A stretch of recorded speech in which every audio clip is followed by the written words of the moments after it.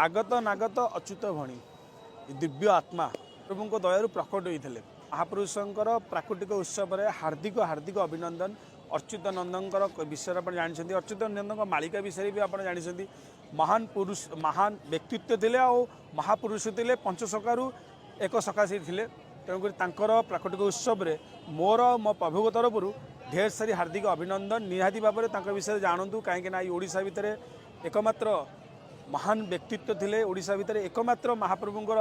पंचसखार एक सखा थे जहाँकि 500 वर्ष तले कौन होता 500 वर्ष पूर्व कौन हम 500 वर्ष पर भी कौन हम निहाती भाव ग्रंथ लिखिदे। तेणुक ये महान व्यक्तित्व को मोर कोटि कोटि नमन आ मोर कोटि कोटि प्रणाम श्रीचरण में आ महाप्रभु श्रीचरण भी कोटि कोटि प्रणाम कहीं महाप्रभु दयारू से प्रकट होते तेणुक ये भौम्य एकादशी शुक्ल पक्ष जो भौम्य एकादशी थाए से भौम्य एकादशी प्राकृतिक उत्सव तेणुक मोर मो प्रभु तरफ